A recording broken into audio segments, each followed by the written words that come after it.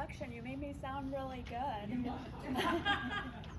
I hope I live up to it. Good morning.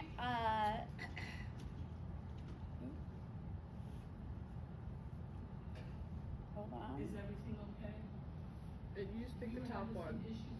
The top one? You guys can look at this screen here if you need to. Okay. Oh, there you go. All right, good morning. Good morning. I am so excited to be here today to share with you some actionable tips for your businesses that you can implement right away. Before we jump in, I have a question. Show of hands, how many of you started your business because you love marketing?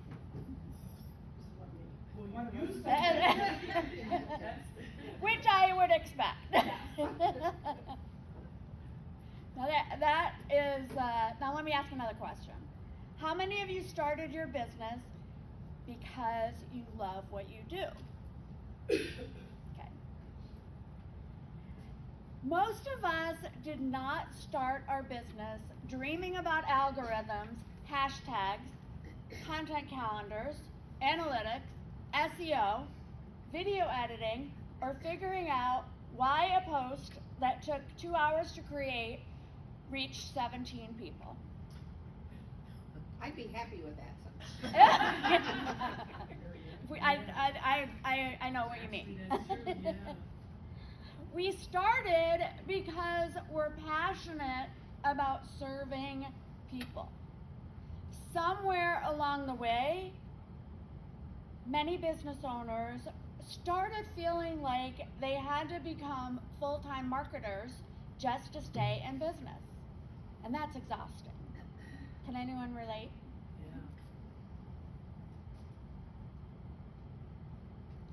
I know it's usually frowned upon to begin a presentation with statistics, but these are worth sharing because they explain why so many business owners feel exactly the way you do.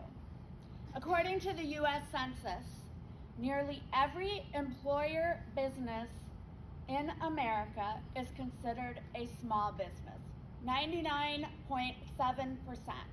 Think about that for a moment. America's economy is built on small businesses. And yet, 40% of small businesses don't make it through their first year. 80% are gone within 5 years.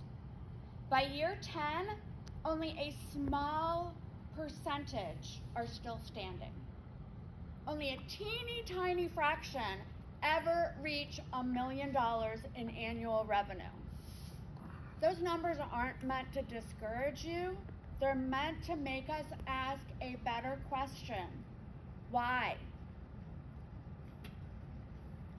Why do so many talented, hardworking business owners struggle to grow? It's usually not because they aren't good at what they do. It's because they struggle to get noticed. Poor marketing, weak positioning, trying to compete with businesses that have larger budgets, feeling invisible, customers who never quite understand the value they offer. None of those problems are about talent. They're about visibility. How many of you have tried just about everything to get your business noticed? You've posted on social media.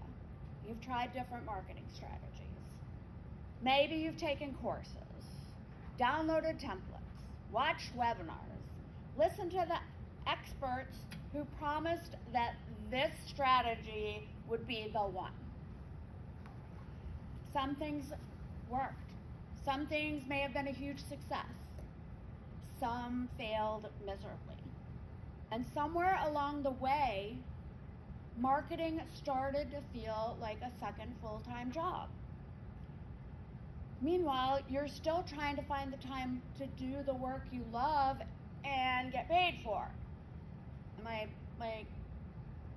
Are you feeling this? Yes. So if that's where you are today, I want you to know you are not alone. The good news is that there is a better way. Today I'm going to introduce you to a framework that has shaped the way I think about public relations, marketing, and building a business that people will remember. So let's talk about public relations for a minute. When I mention PR, most people immediately think of press releases, getting interviewed on television, or celebrities trying to clean up or hide a public scandal.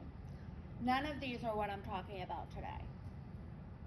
Now don't get me wrong, I love media coverage. I spent many years in journalism, and I absolutely believe there is a tremendous value in earning publicity.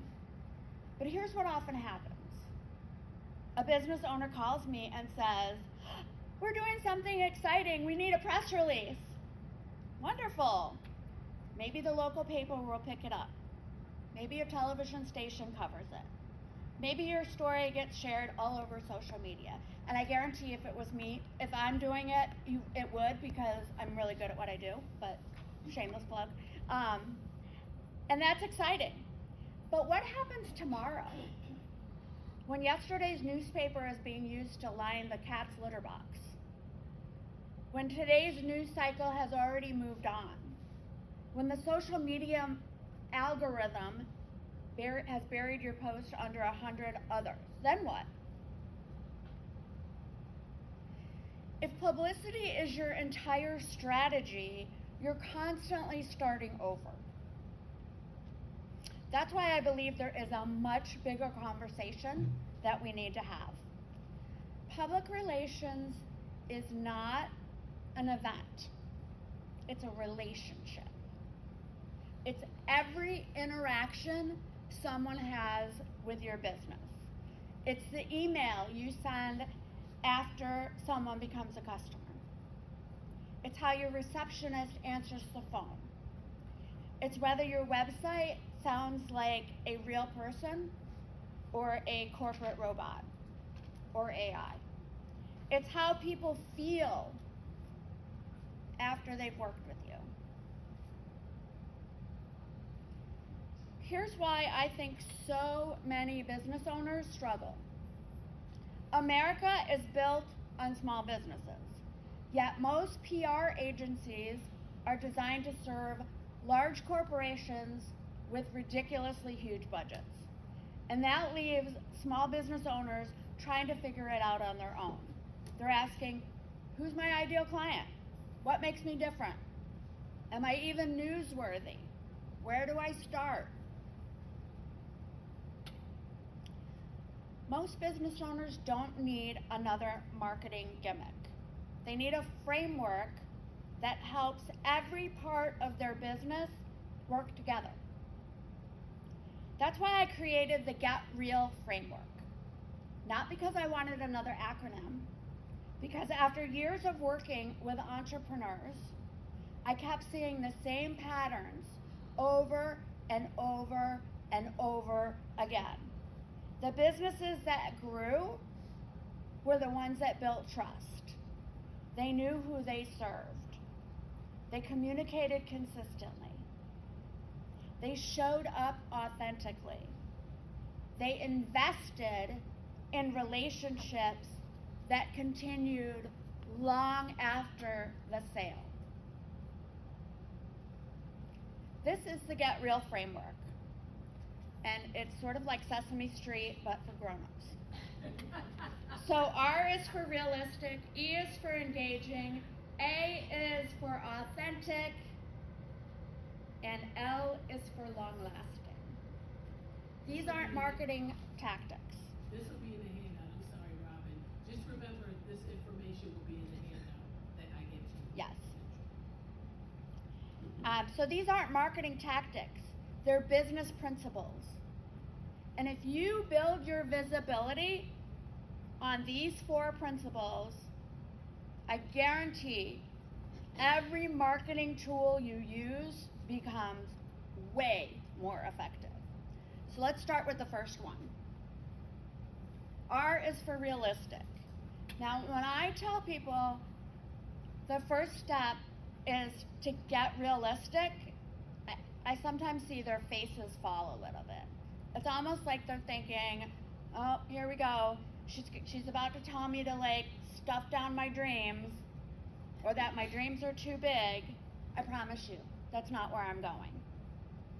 I don't believe in making your dreams smaller. I believe in making your plan stronger. Getting realistic is not about lowering your expectations. It's about building a bridge between where you are today and where you want to be. So what does success actually look like for you? Not what your spouse thinks, not what your competitors are doing, not what Instagram tells you your success should look like. What does it look like for you? For some people, success means opening a second location. For someone else, it means finally taking Fridays off. Maybe it's hiring your first employee. Maybe it's replacing your corporate salary. Success is not one size fits all. So once you've identified your goal, here's the next question. When do you want to get there? Because goals without timelines are really just wishes. If someone says, I want to be featured on Good Morning America, wonderful. When? Next month? 5 years from now? The answer changes the strategy. Now let's talk about obstacles. Every one of us has them. Maybe it's money, time, technology, support at home, or lack of support at home. And sometimes the biggest obstacle is staring back at us in the mirror every morning. You don't have to eliminate every obstacle before you move forward. You just have to identify it. Because once you can name it, you can make a plan for it. Finally, there's one more question for the realistic. What are you willing to commit? Time, money, energy, consistency? Visibility does not happen by accident. It happens because you keep showing up. Not perfectly, consistently. If your goal requires 5 hours a week and you're only willing to invest 30 minutes, that's okay. But your expectations are going to have to change to match your commitment. Because if it's out of alignment, it's just not going to work. Now let's move on to the second letter. E is for engaging. Now, when most people hear the word engaging, they immediately think of social media. Likes, comments, shares, followers. And yes, that's part of it. But that's not what I'm talking about. Being engaging is not about getting attention. It's by making people feel like they belong. Think about the best customer experience you've ever had. Maybe it was a restaurant. Maybe it was a local boutique. Maybe it was the mechanic who always remembers your name. What made that experience memorable? They made you feel seen. That's engagement. Social media has given us the fabulous ability to reach thousands, even millions of people. But somewhere along the way, many businesses stopped trying to build relationships and started trying to collect followers. And those aren't the same thing at all. I would rather have 100 people who genuinely know, like, and trust me